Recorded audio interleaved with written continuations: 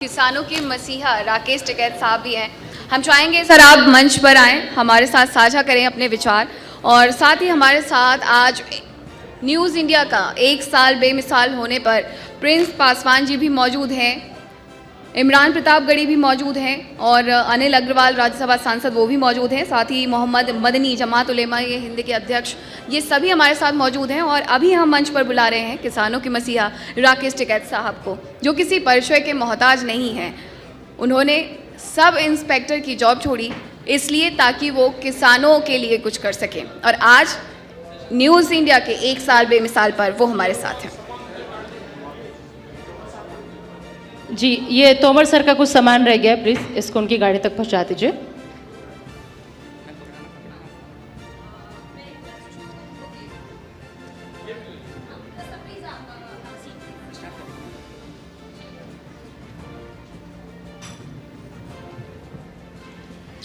तो प्रीति, आप अपने सवालों का सिलसिला आगे बढ़ाएं, उससे पहले राकेश टिकैत साहब के लिए हमने कुछ तैयार किया है। सर, एक बार एक नज़र। राकेश टिकैत जो किसी पहचान के मोहताज नहीं, किसान आंदोलन के बाद से शायद ही ऐसा कोई शख्स होगा जिसे इनके बारे में मालूम न हो। टिकैत भारतीय किसान यूनियन के राष्ट्रीय प्रवक्ता हैं। आप 1992 में दिल्ली पुलिस में तत्कालीन सब इंस्पेक्टर के रूप में शामिल हुए, लेकिन लाल किले पर किसानों के विरोध प्रदर्शन के दौरान इन्होंने पुलिस की नौकरी छोड़ दी। पूरी तरह से भारतीय किसान यूनियन के साथ किसानों की आवाज को बुलंद करना शुरू किया। किसानों की लड़ाई लड़ने की वजह से आप 40 से ज्यादा बार जेल की यात्रा भी कर चुके हैं। 2021 में मोदी सरकार के 3 कृषि कानूनों के खिलाफ ऐतिहासिक आंदोलन किया, जिससे सरकार को कृषि कानूनों को वापस देना पड़ा। न्यूज़ इंडिया के राइजिंग इंडिया कॉन्क्लेव में राकेश टिकैत का स्वागत है।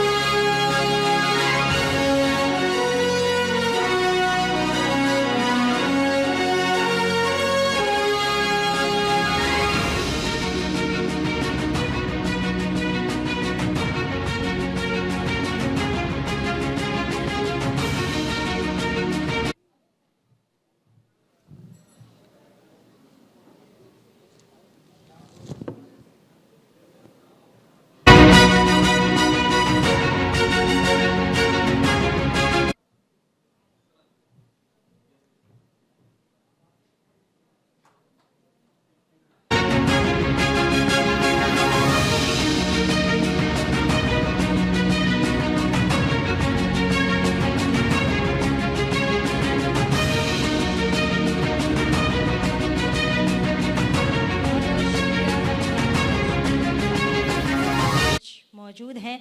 और सबसे पहले माफ़ी, क्योंकि आपने बहुत टाइम से इंतज़ार किया और अपनी बारी का इंतज़ार किया। और राकेश टिकैत को हम इस अवतार में देखेंगे कि बहुत शांत, सरल, और ये प्रतिभा भी है राकेश टिकैत जी आपकी कि आप शांत तो रहते हैं, लोगों को देखते रहते हैं, सुनते रहते हैं, और कहीं ना कहीं वो जो ज्वाला है आपके अंदर भरती है, चाहे वो किसानों को लेकर के हो या फिर आज जो समसामयिक मुद्दे हैं उनको लेकर के हो, और अचानक से आपका वो अंदर का जो ज्वाला है वो फूटता है और वो परिवर्तित होता है एक आंदोलन में। वो आंदोलन था किसान आंदोलन। उस आंदोलन से आपको एक छवि मिली, एक नाम मिला, किसानों को लगा कि एक आदमी है जो हमारे बारे में सोचता है। राकेश टिकैत साहब, फिलहाल सबसे पहले मैं आपको ये मंच दूंगी कि आप पहले 2 शब्द कहिए, उसके बाद सवाल लेंगे आपसे। धन्यवाद न्यूज़ इंडिया 24/7 का, और आपका अच्छा चैनल चल रहा है। कितने दिन चलेगा ये तो नहीं कह सकते, कब इलीगल तरीके से अभी कैमरा और कलम पर बंदूक का पहरा है, ये कितने दिन तक रहेगा, और लीगल कब होगा ये आने वाला टाइम बताएगा। लेकिन जब तक आपको आवाज़ दी है, आप अपनी बात, अपनी जान बचाते हुए कहते रहोगे तो ये देश आपको सुनता रहेगा। इस देश में क्या घटनाक्रम हो रहा है सब जानते हैं। और हम क्योंकि प्रोग्राम आपका है भाई, बैठे हुए सुन रहे हैं, हमारे सामने और कह के चले जाए कि ये आंदोलन दुखद एक घटना थी, तो हम तो बोलते नहीं, क्योंकि दूसरे का प्रोग्राम है, सुननी चाहिए। और कृषि मंत्री हैं, सबके कृषि मंत्री हैं। आप सभी का धन्यवाद है, समस्त मीडिया चैनल का धन्यवाद जो यहाँ पे क्रम आए हैं। सभी भिन्न भिन्न पार्टियों से लोग यहाँ पे आए हैं, तो सुनना चाहिए। आपने मंच दिया, अपनी बात कहें, बेबागी तरीके से अपनी बात कहना मैं चाहिए। यहाँ एक चीज़ बोलना चाहूँगी राकेश टिकैत साहब, हमारा आमंत्रण आपको इसीलिए गया क्योंकि देश राकेश टिकैत को सुनता है और राकेश टिकैत को सुनना चाहता है। तो बता तो दिया हमने कि जितनी देर आप अपनी बात ग्राउंड रिपोर्ट कह सकते हो, उतनी देर अपनी बात कहते रहो बेबाक तरीके से। कब बैन लग जाए ये पता नहीं, आने वाले टाइम पे ये होने वाला है। और हमने बार बार कहा कि कैमरा और कलम पे बंदूकों का पहरा है, जैसे पूरे देश पे सब लोग देख रहे, बोलने की किसी की हिम्मत है नहीं। लेकिन चलो ठीक है, आपका चैनल बढ़े और करे। और जो किसान आंदोलन पिछले वर्षों 13 महीने देश में चला, आप चैनलों के माध्यम से एक आवाज़ आम लोगों तक गई जी, और बोलने की एक ताकत मिली। जी, प्रेस हो, चैनल हो, इनको लोग इसमें जो खबरें पढ़ते हैं वो बिल्कुल सच्चाई देखते हैं, पढ़ते हैं, और जो उसमें दिखाया जाता है ये मानना जाता है कि जो उसमें कह रहे हैं बिल्कुल 100% सत्यता है। जी, उसी पे कायम सब लोग रहे जी, और एक विश्वसनीयता बनी रहे। जी, तो आने वाले टाइम पे सब लोग को एक विश्वास के साथ में हम समझ टीम को कहते हैं कि आप अपना काम करते हैं। और हर आदमी को, कोई किसी भी उसमें हो, किसी पार्टी में हो, किसी पॉलिटिक्स में हो, एजुकेशन में हो, चैनल में हो, उसको निर्माणदाता बनना चाहिए। जी, वो निर्माण करता रहे, किसी न किसी चीज में वो बढ़े, उस क्षेत्र में उसको काम करना चाहिए। कोई आदमी किसी में भी हो तो निर्माण हमेशा विकास की तरफ जाता है। और सब लोगों को चाहिए कि कोई न कोई एक काम करें कि जिसमें उसका समाज को उस काम का लाभ मिल सके, देश को लाभ मिल सके, अपने स्टेट को मिले, अपने जिले को मिले, अपने गांव को मिले। एक आंदोलन तो हम सब ने देख लिया राकेश टिकैत का, जिसे किसान आंदोलन का नाम दिया गया। दूसरा आंदोलन आपके अंदर जो इस वक्त पल रहा है, इस वक्त क्या पल रहा है राकेश टिकैत, इस वक्त क्या सोच रहे हैं इन दिनों? कहीं दूसरे आंदोलन की तैयारी तो नहीं? हाँ, तैयारी है। वैचारिक क्रांति देश में आएगी, विचार से उत्पन्न होगी जी। और जिस देश में, जिस दुनिया में, किसी भी कंट्री में वैचारिक क्रांति आती है तो वो अपना रंग जरूर दिखाती है।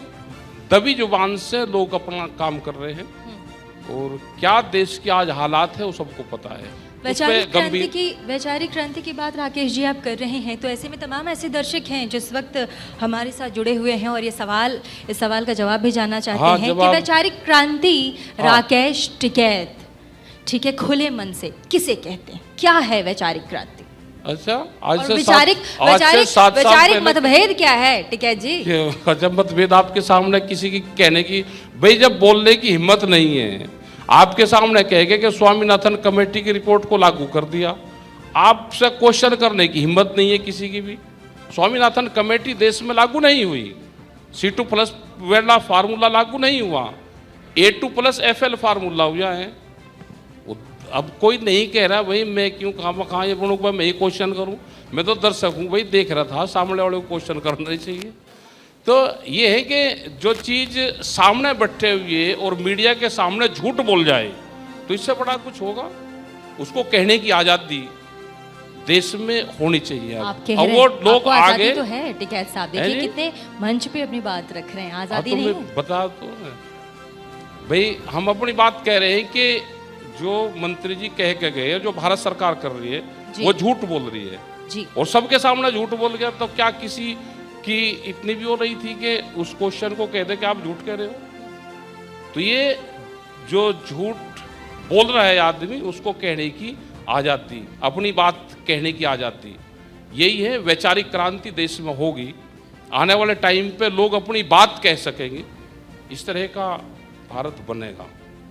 जो बंधनों में है ये मुक्ति भी इसको मिलेगी। जी, 2 बड़े राज्य, एक राज्य में चुनाव संपन्न हो चुका है, दूसरा एक बड़ा राज्य गुजरात जहां पर चुनाव होने हैं। ऐसे में आपको क्या लग रहा है, क्या कहेंगे आप तो चुनावी लड़ाई देख रहे हैं, तमाम बड़ी पार्टियां इस वक्त मैदान में हैं, आम आदमी पार्टी, भाजपा, कांग्रेस, निर्दलीय, तमाम पार्टियां। वो सब पता है कि चुनाव कैसे जीते जाते हैं। अब कुछ नहीं होगा इस देश में, अभी कुछ नहीं। आप क्या करना मुझे बता दो, जितनी देर आप क्वेश्चन करो मैं बोलता रहूंगा। आप पहले सवाल का जवाब, उसके बाद देखो, सवाल का जवाब ये है कि चुनाव हारा हुआ लोग कोर्ट और इलेक्शन कमीशन में नहीं जा सकता। कोई गया है उत्तर प्रदेश में? 30-30 हजार से कैंडिडेट को हरा कर जीत के सर्टिफिकेट दे दिए। किसी की हिम्मत नहीं है, अगर कोई जाएगा तो बीजेपी के कार्यालय में जाएगा।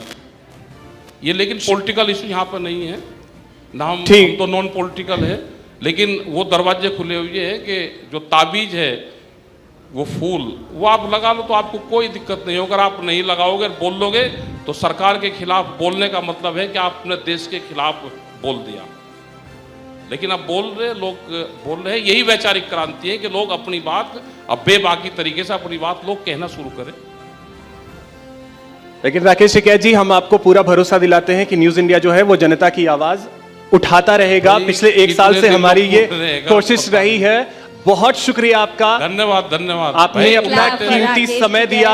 इनके पेशेंस के लिए बहुत समय बहुत धन्यवाद। आप उठाते रहो भाई, हम तो साथ हैं। राकेश टिकैत के स्वरूप को मीडिया ने कभी नहीं देखा। Big clap for Rakesh Tikait. जोरदार तालियां राकेश टिकैत जी के लिए। धन्यवाद भाई, पूरी टीम को धन्यवाद।